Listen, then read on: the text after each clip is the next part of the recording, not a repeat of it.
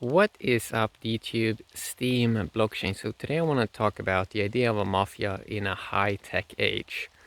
I started to think about this already 2016, 2017, and I've been in the tech space a very long time. Or maybe not a long time compared to other people. I started to really get into it. What year was it? Maybe 2011.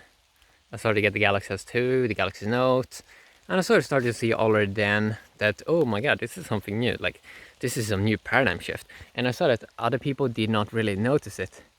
Then around, but it's still playing in the old system, like with fiat value and all that sort of power system.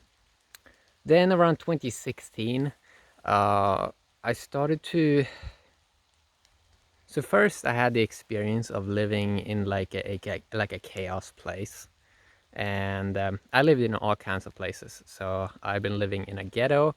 I've been living in in like a middle class area, and I've been seeing different like power systems, and it's really interesting because power systems, when you see how they work in the world, you can sort of see how they also relate to sort of the digital space, and like everything, how everything's sort of connected, like how people are communicating with each other, and like what a big role some aspects play in how stuff is being created, like how people communicating with each other is such a big thing, and how they are looking at power systems, how they have their mind wired for how to look at the world, if they need role models or if they use seeking authority from themselves.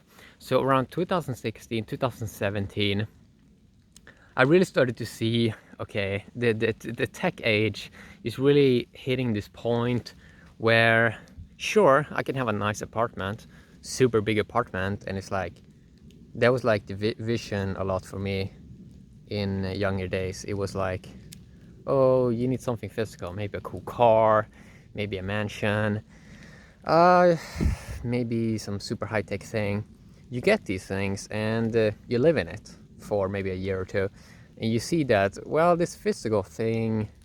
I mean, we're in this. This is what I started to see 2016, 2017.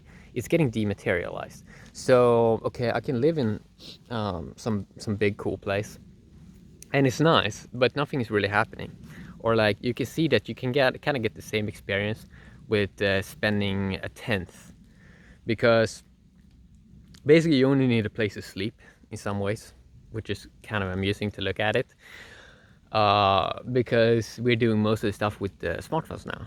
Okay, so I started to already see then, like, consider just like mafias and stuff like that, and I was starting to consider a little bit the idea that, wow, with this, and I didn't even know about Steam blockchain then.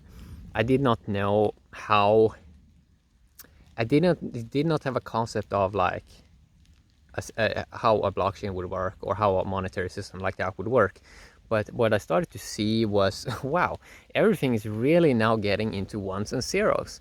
I started to see that with YouTube. Like it's just like the whole value chain is really getting so dematerialized that like who you are doesn't really matter that much anymore, because everything's just going to be like, you know, ones and zeros in a value system. So like your profession and stuff like that, what you're doing, is not really going to make any, it's not really going to have any relevance anymore, because all the stuff that you can do with numbers or ones and zeros, or ones and zeros is numbers also, but all that you can do with that, and all that you can do with the alphabet, you putting different words together and all of this, the AI can do.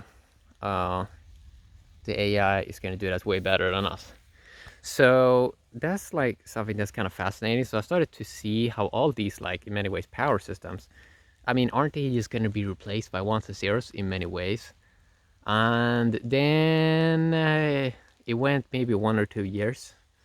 And then basically what I found, this is kind of interesting.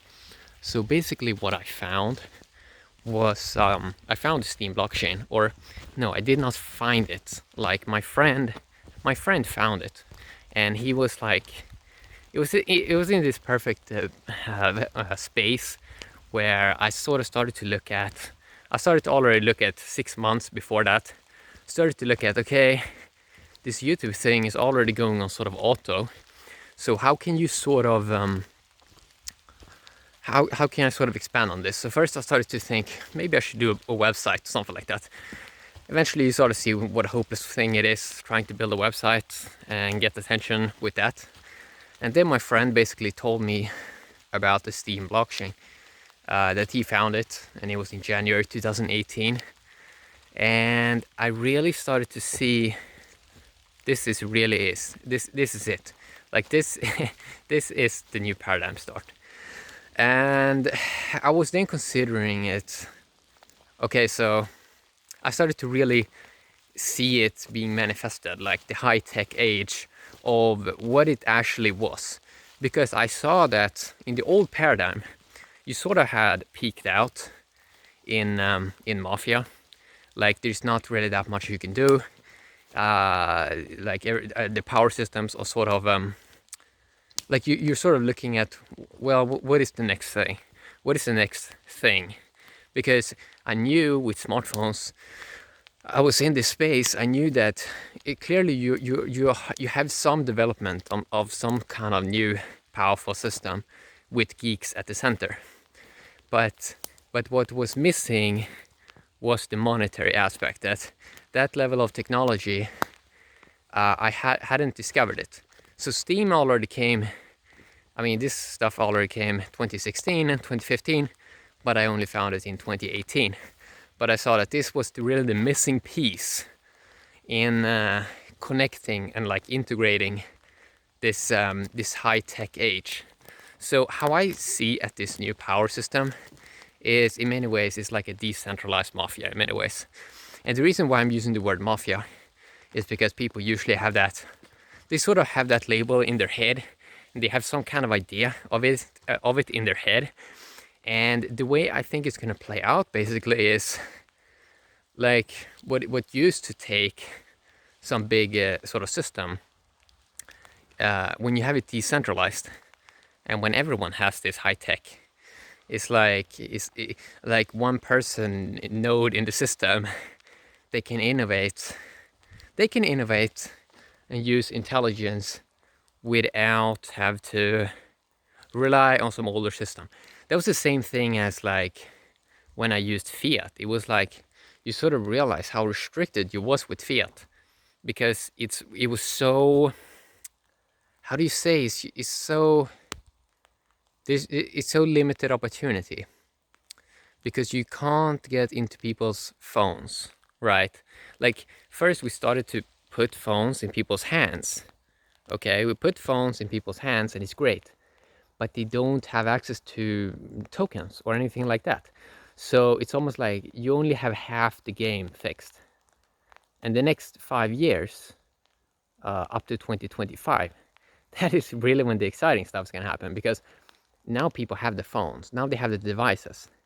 Now all the focus can be on building up real integration between people, because you can't really make people integrate with all systems, Instagram and so on, because they only have like the text-based stuff. They don't have like the monetary layer, so you don't have any incentive. You don't have any incentive to get any new friends or something like that, because it's not going to result usually in any monetary reward. So so that's kind of interesting, right? Well, we realize with these automated systems is you have massive incentive to build new friends, to build up your own decentralized networks. And then it kind of becomes like a decentralized mafia. And the reason why, again, I'm using the word mafia is because like the phone really becomes the source that can do everything that in the past you needed a mafia or church or a state to do. Like now you can do all of that in your device. And for many people, that looks kind of mafia in many ways, because it really, it becomes like it becomes a non-thing. And I mean, that's the key thing, that like people can use intelligence, they can experiment, they don't have to wait for permission for someone else to do something, and it just goes faster to sort of do business. And this is basically involves basically all people, right? So how I see it, this integration phase is like when people actually become adults, like now they when they actually can become human beings, when they're actually being rewarded for something, then they can then they don't have to use technology as they're doing right now, used to derp around. Like they're derping around so much. They're wasting so much time, and this is something that was super annoying for me a couple of years ago. It was like you had all these services. They're centralized. They're boring. People are boring. The gifts are boring, and nobody seems to want to do anything, right? And finally, we have the technology now where you can do stuff. You can find smart people. That's a big thing with old technology. It was like you couldn't build up your own decentralized systems, and nobody's really paying attention in the old power system. So you needed some kind of new decentralized mafia power system come in place, come in. So all of these value systems, they are going to be forced eventually to integrate with like token-based solutions, and that it's going to be a massive incentive to use proof of brain, to give people what they want faster, to use artificial intelligence to give people value or whatever they want way quicker. So yeah, that's what I wanted to talk a little bit about today.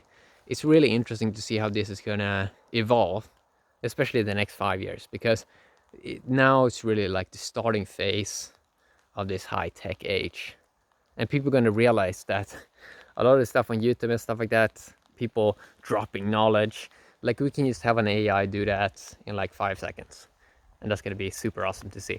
So yeah, have a great day, DTube and Steam blockchain. Bye bye.